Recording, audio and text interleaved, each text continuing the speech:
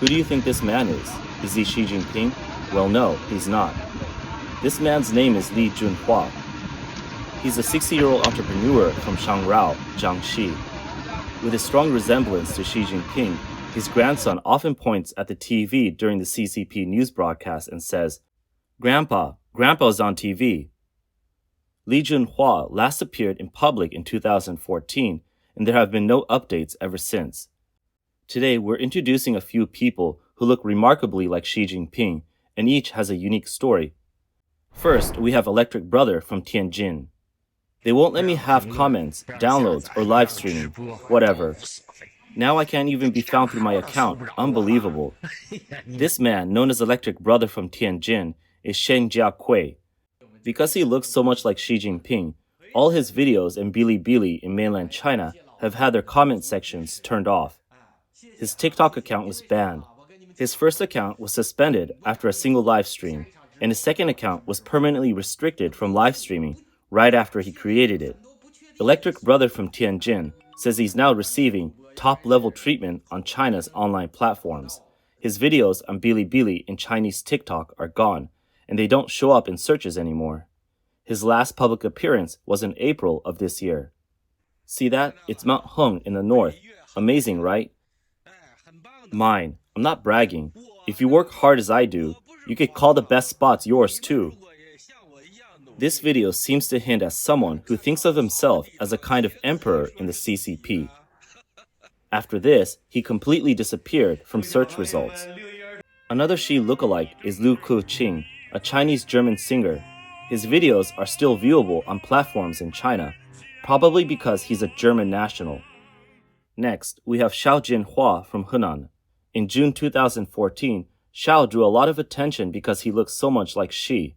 He ran a small shop in Changsha, selling Zhejiang-style braised pork buns, and many customers came just to take photos with him. Xiao doesn't believe that his resemblance to Xi is what drove his business success. He says it's the taste of his buns that keeps customers coming back. The latest information on Xiao Jinhua dates back to 2014. Currently, there is no information about him available online. The last person on this list is a female lookalike of Xi Jinping who was spotted in Beijing last year.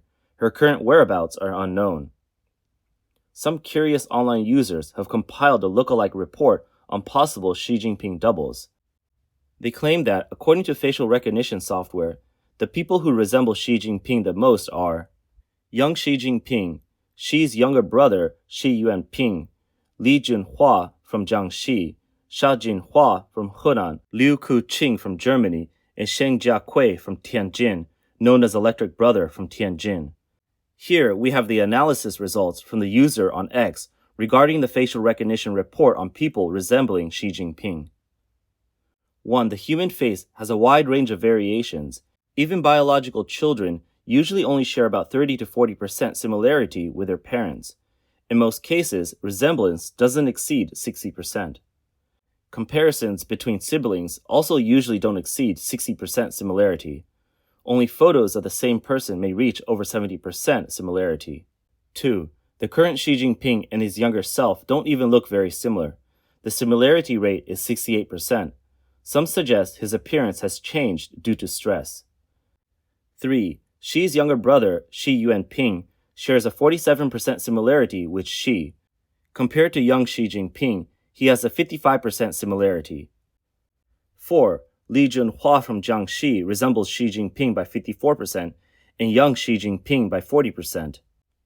5. Xiao Jinhua from Henan has a 43% similarity to Xi Jinping and a 37% similarity to young Xi Jinping. 6. Liu Qing, a German citizen, resembles Xi Jinping by 40% and young Xi by 16%.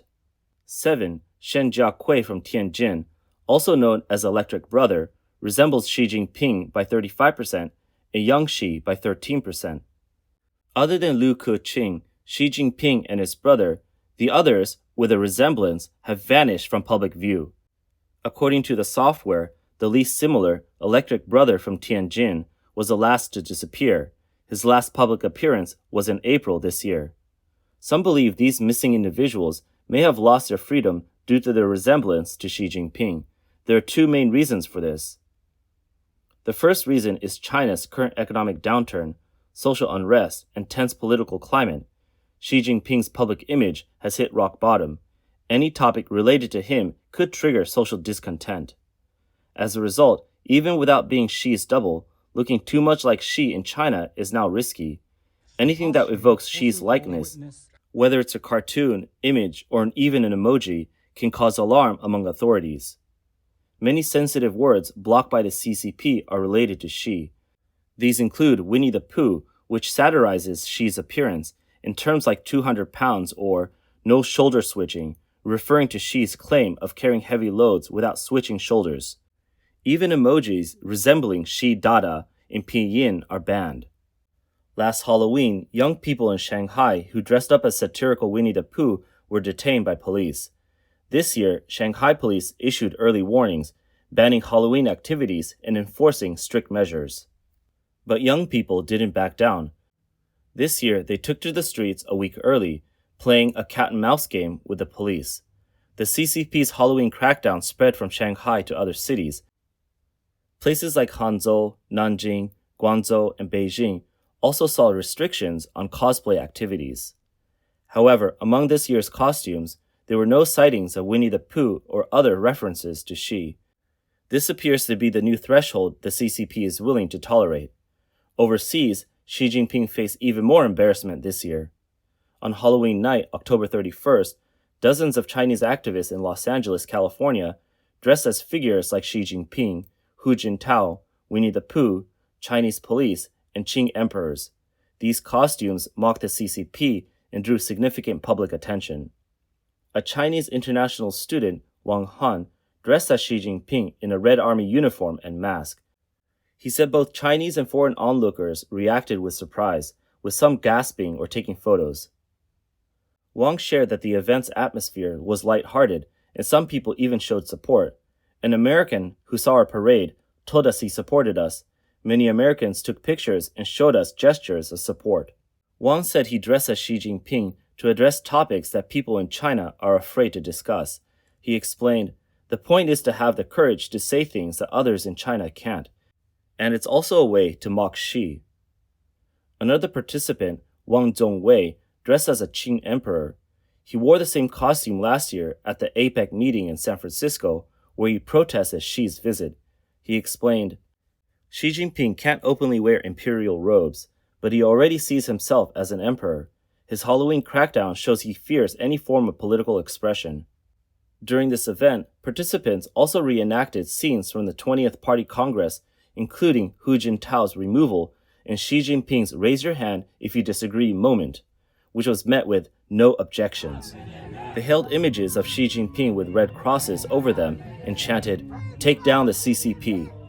The vibrant Halloween events overseas contrast sharply with China's restrictions. Discontent with the CCP now centers on Xi Jinping, who fights to preserve the party, making him the face of the CCP. For those who resemble Xi Jinping, it's become both unfortunate and dangerous. Wearing a Halloween costume could lead to detention by police, while looking similar in everyday life could invite ridicule or worse.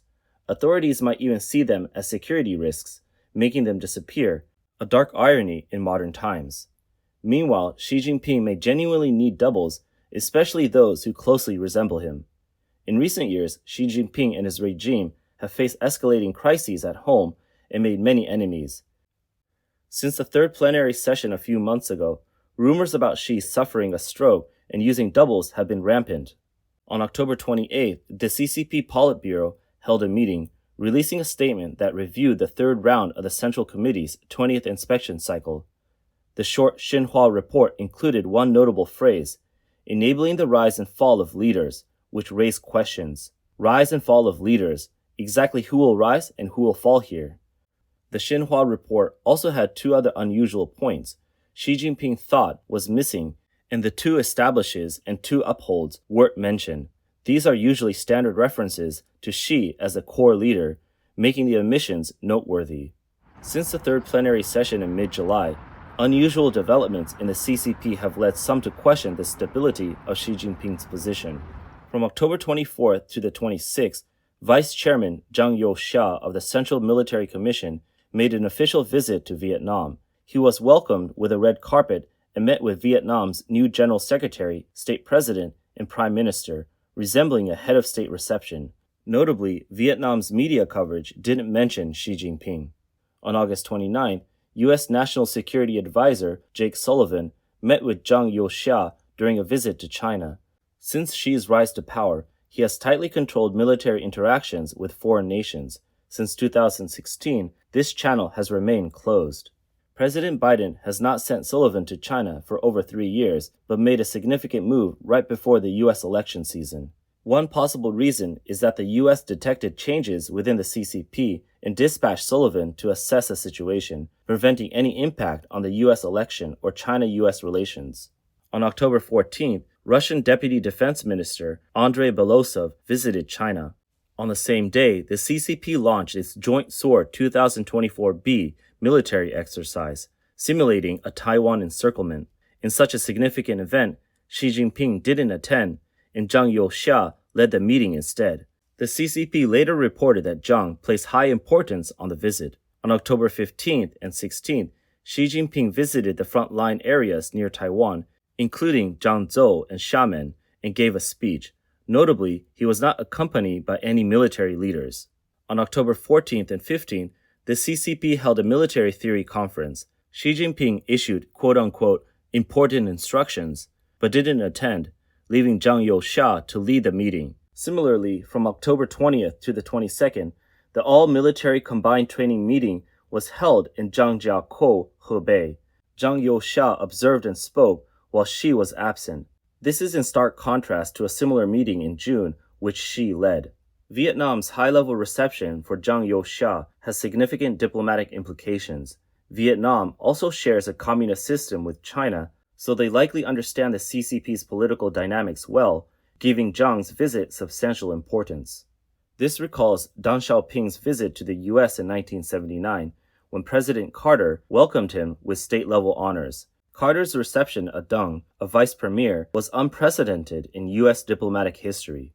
This discussion isn't about whether Xi Jinping might step down or has used doubles. The main point is that in the CCP's intense internal struggle, if Xi's health or freedom were suddenly jeopardized and authorities couldn't face the public, they might employ a double to maintain appearances. Rumors about Xi have been frequent, some suggesting his power is weakening, while others say he's throwing out decoys to mislead rivals. One thing is clear though, Xi hasn't abandoned his ambition to annex Taiwan by force. His years of military preparations indicate that in wartime, personal safety would be a major concern, making doubles a likely choice. A recent report from China suggests that by 2027, the PLA reserve force will reach 7.3 million personnel. On October 31st, Xi Jinping signed a decree to promulgate a set of interim restrictions on the management of reserve personnel. Following the implementation of the reservist law in March, this is a further step to reinforce reserve duty. Analysts say that the Russia-Ukraine war highlighted Russia's manpower issues, prompting China to address this gap. The reservist law raises the retirement age for those holding company to battalion positions from 35 to 55 to 50 to 60 years. Previously retired personnel are also being re-registered as reserves. All male citizens over 18 are subject to conscription under current laws. According to Central News Agency, China's standing military has 2.24 million personnel. Taiwanese experts estimate that by 2027, China's reserve force alone will reach 7.3 million.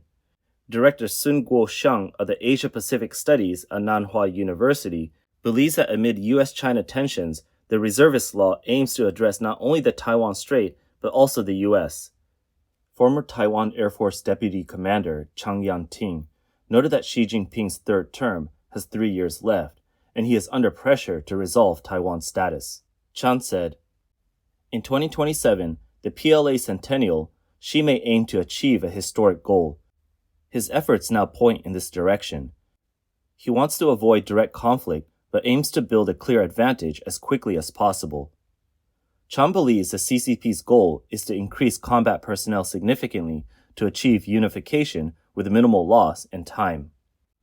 The CCP's opaque operations mean sudden developments are unpredictable, but several people with a regulatory resemblance to Xi have indeed vanished from the public eye. Where are they now? Hopefully, they're still safe.